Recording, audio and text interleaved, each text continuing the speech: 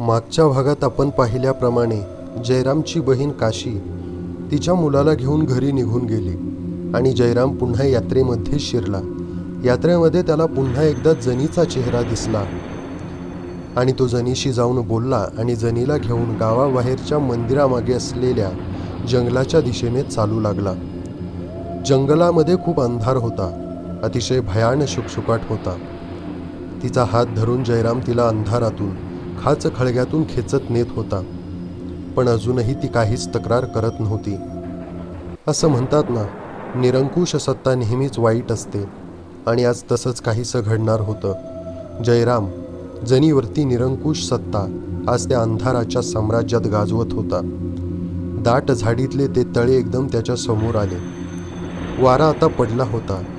आकाशात अस्पष्ट चंद्रकोर तरंगत होती. पाणी एखाद्या काळ्या काचेसारखे समोर पसरले होते. काळा डोह, काळी रात्र, काळी वासना आणि जयरामचे पेटत निघणारे काळे मन. वासनेने सारे शरीर त्याचे धगधगत होते. सारे रक्तच उकळत आहे, डोळ्यातून वाफा निघत आहे असे जयरामला वाटत होते. एक हिसका देऊन त्याने जनीला खाली गवतावर पाडले. हे असं काय रे जया, ती आपल्या गोड आवाजात म्हणाली. परंतु तो बोलण्याच्या अवस्थेतच नव्हता. त्याने तिला एक चपराक लावून दिली. चुप, तो घशातल्या घशात पुटपुटला. अजान जनीला कशाची म्हणजे कशाची कल्पनाही नव्हती. तिच्या शरीराची होणारी विटंबना, तिला त्याचा अर्थही कळत नव्हता. त्यातली वेदना मात्र तिला जाणवत होती. त्या वेदनेने मात्र तिच्या तोंडून अगदी आर्त असा विव्हळण्याचा आवाज निघाला व त्या आवाजाबद्दल तिला आणखी एक कानफाडात बसली. वासनेच्या गर्तेत जयरामचा आता पशु झाला होता. काळ्या रात्रीवरही डाग पडावा इतकी ती अघोरी वासना दुष्ट आणि किळसवानी होती. ती रात्र पाहून नवजात चंद्रकोरही ढगाआड गेली. जयराम जेव्हा दूर झाला तेव्हा जनी स्वतःशी रडत होती, पण अगदी हळू आवाजात. चल उठ, जयराम ओरडला, पण त्या आवाजाला आता धार नव्हती. जनी जागची हल्ली नाही. तिचे अस्ताव्यस्त पडलेले कपडे त्याने तिच्या अंगावर फेकले व तो परत जरा जोराने ओरडला. चल उठ, कपडे घाल, चल निघ इथून पटपट. आणि त्यावर जनी म्हणाली, मी मामाला सांगणार आहे की जयानं माझ्यावर. खबरदार, कोणाजवळ एक शब्द बोललीस तर, जयराम दरडावून बोलला. पण आता त्याच्याही मनात भीती जन्माला आली होती. तू ऐकलंस का जने, तिला गदागदा हलवत तो ओरडला. याद राख जने, कोणाजवळ एक शब्द बोललीस तर याद राख. पण क्षणाला त्याची भीती वाढत होती, कारण त्याला तिचा भरवसा वाटत नव्हता. कृती आणि परिणाम यांची सांगड घालायला तिचे मन असमर्थ होते हे त्याने ओळखले होते. जनी बोलत नव्हती. एखाद्या दुखावलेल्या जनावरासारखी स्वतःशीच विव्हळत होती. त्याने तिला कसेबसे उठवले आणि बसते केले. त्याचा हात तिने रागाने झिडकारून टाकला. तिला आता कोणत्या उपायाने गप्प करावे ते जयरामला सुचत नव्हते.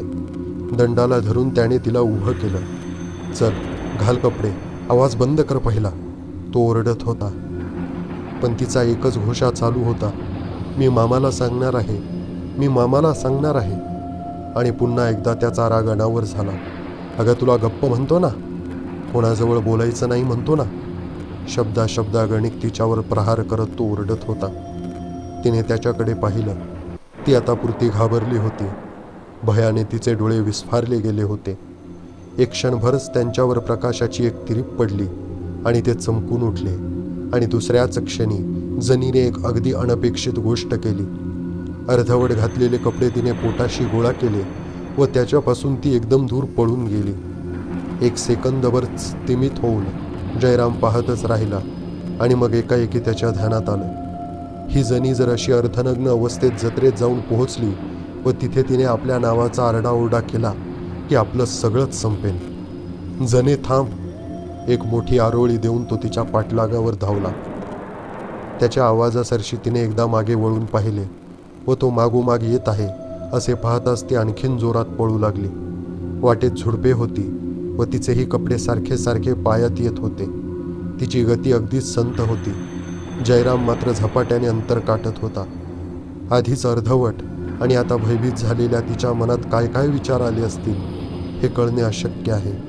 रानात जाता येत नाही हे पाहताच ती तलावाच्या बाजूला वळली. त्याची आरोळी ऐकताच ती आणखीन वेगाने तिकडे वळली आणि वळता वळताच धपकन पाण्यात पडली. जयराम तेथपर्यंत आला व धापा टाकत काठावर उभा राहिला. ती जेथे खाली गेली त्या जागेवरून लाटांची वर्तुळे निघत होती. त्याच्या डोळ्या देखत 2-3 मोठे बुडबुडे पृष्ठभागावर आले. तिला तो सहज बाहेर काढू शकला असता, वाचू शकला असता, पण पुढे टाकलेला पाय त्याचा अर्ध्यावरच थांबला. सुटकेची वाट त्याच्यासमोर मोकळी झाली होती. तो काठावरच थांबला. शंका कुशंकाच त्याने मोलाचे क्षण घालवले. एकीकडे मोहाची दरी उलगडत होती. तो विचार करत होता, तिला वाचून आता काय उपयोग. विनाकारण गळ्यात आपल्या लफडे अडकायचे, सारी बेअब्रू व्हायची. जाऊ दे, त्यापेक्षा आपोआप मरत असेल तर बरंच आहे. खऱ्या अर्थाने तो निर्मात्यासमोर उभा होता. त्याच्या आत्म्याची प्रखर परीक्षा होत होती. पण तो काठावरच थांबला. रत्नमुलाचा वेळ उघळून गेला. पापाच्या क्षालनाची सुवर्ण संधी त्याने घालवली आणि खालच्या मानेने तो परत फिरला आणि त्याचा अधपात जनी ज्या क्षणी बुडाली त्याच क्षणी पूर्ण झाला होता. जनीला तसंच सोडून तो धीम्या पावलांनी पुन्हा एकदा जत्रेच्या गर्दीमध्ये येऊन मिसळला. रागाचे निखारे केव्हाच कोळपले होते. त्यांची राख झाली होती. जयरामची रग आता पार जिरली होती. जत्रेतल्या लोकांच्या डोळ्यांना डोळा भिडवणे आता त्याला कठीण जात होते. प्रत्येकाची नजर आपल्यावर आरोप करीत आहे असा त्याला भास होत होता. त्याने आता घरचा रस्ता धरला. रस्त्यावर वर्दळ खूप होती, पण त्याचे कशाकडेच लक्ष नव्हते. आपल्या शंकेखोर मनाचे समाधान करण्याची तो सतत धडपड करीत होता. विचार करत होता मनाशी, नाहीतरी त्या वेडीचे पुढे काय होणार होते. तिला कोणीतरी असेच फसवले असते. त्यापेक्षा ती जणी सर्व कटकटीतून आजच सुटली हेच बरे नाही का. असं काही बाही विचार करून तो स्वतःच्या मनाचं समाधान करून घेत होता. अशाच अवस्थेत तो मळ्यावरती आला. सगळीकडे शुकशुकाट झाला होता. बाहेरच्या ओसरीवरती बाज टाकलेली होती आणि तेथे जयरामची गादीसुद्धा पसरलेली होती. अगदी थकून त्याने गादीवर अंग टाकले आणि अतीव असहाय्यतेने आपले डोळे मिटले. पण झोप ती मात्र दूरच होती.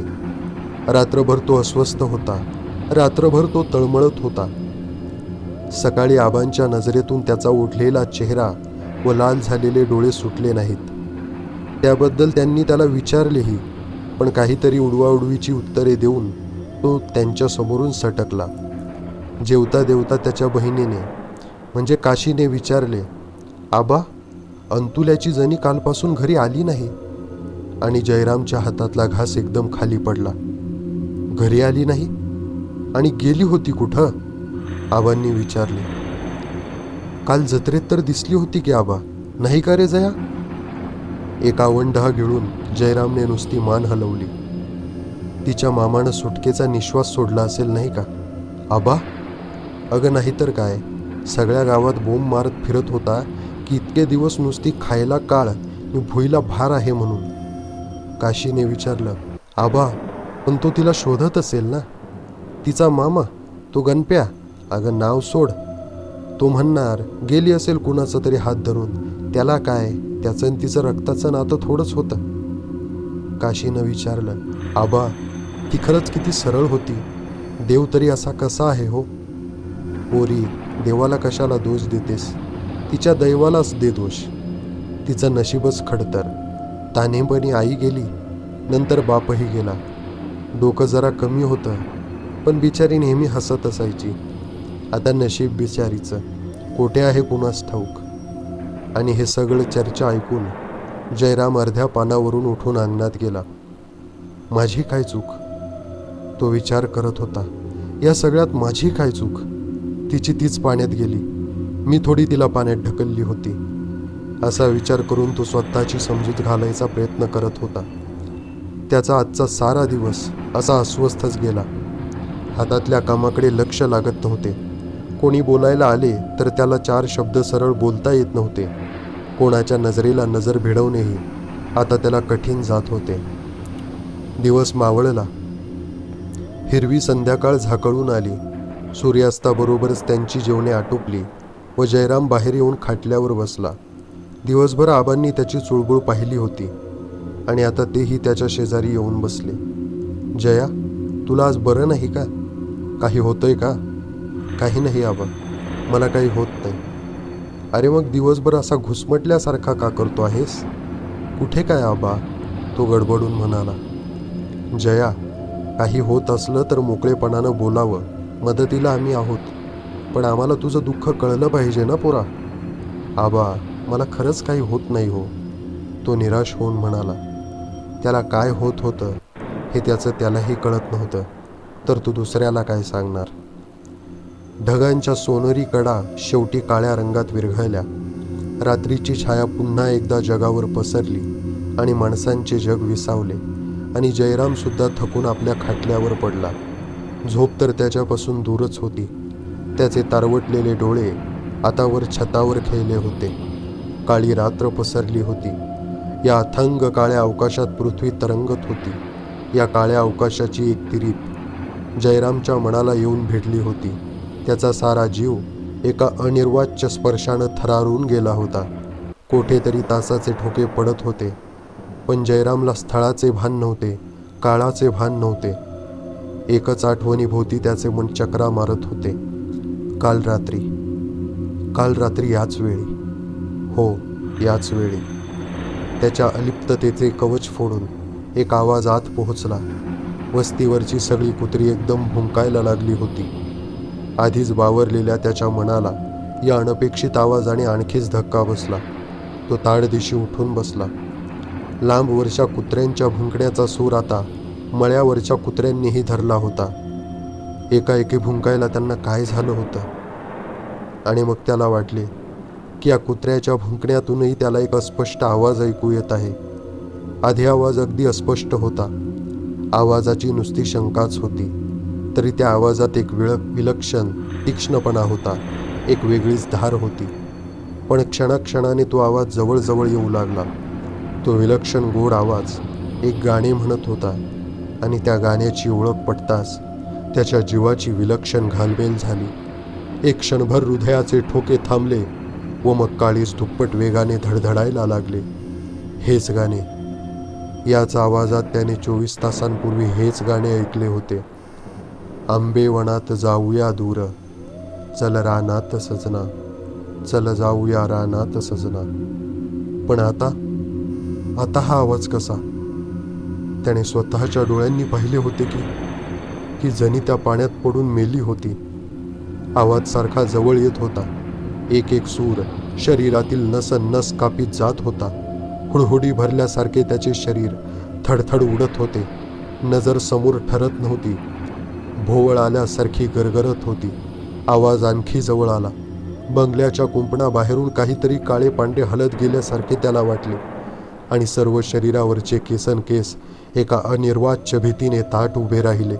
त्याची निष्क्रियता संपली. खाटल्यावरून खाली उडी मारून तो धावत धावत घराच्या दारापाशी गेला आणि आपल्या घराच्या दारावर धक्के मारू लागला. आबा, आबा, दार उघडा. आबा, काशे दार उघड. आवाज घशात अडकत होता. शब्दही नीट उच्चारता येत नव्हते आणि तो मागे आवाज आणखी जवळजवळ येत होता. दारावर आणखी जोराने बुक्क्या मारीत तो घोगऱ्या आवाजात ओरडला, आबा, आबा, दार उघडा. आणि आतून आबांनी दार उघडले. जयराम कसाबसा आत शिरला व दार पाठीमागे धाडकन लावून घेत दाराला पाठ लावून धापा टाकीत उभा राहिला. त्याच्या पांढऱ्या फटक घामाने डबडबलेल्या चेहऱ्याकडे आबा आश्चर्याने पाहत होते. जया, शुद्धीवर आलास का? काय झालं रे जया? पण जयरामचे त्याच्या बोलण्याकडे लक्ष नव्हते. त्याचे लक्ष बाहेरच्या त्या आवाजावर होते. वस्तीवरची कुत्री आता शांत झाली होती. दूरची कुठली तरी कुत्री आता जोरात भुंकत होती आणि त्या भुंकण्याच्या आवाजातून देखील एक बारीक गुणगुण ऐकू येत होती. पण आता शब्द अस्पष्ट होत चालले होते. एक खूप मोठा निश्वास त्याचे शरीर हादरवीत बाहेर पडला. जया, तुझं लक्ष तरी कुठे आहे रे? जागा आहेस का? या शब्दांनी त्याला धीर आला. मगाशी पाहिलेलं स्वप्न तर नसेल ना? आबा, मी आज आतच झोपतो. बाहेर मला झोप येत नाही. तो काही बोलायच्या आत आपल्या खोलीमध्ये निघून सुद्धा गेला आणि आबा विचार करत राहिले. की शहरातून आल्यापासून तर हा व्यवस्थित होता, पण जत्रेवरून आल्यापासून हा अस्वस्थ दिसत आहे. याच्या मनाची तळमळ होत आहे. असं कोणतं दुःख जयरामनं आपल्या काळजात लपवलं आहे की ते स्वतःच्या बापाला सांगायला सुद्धा तो घाबरत आहे.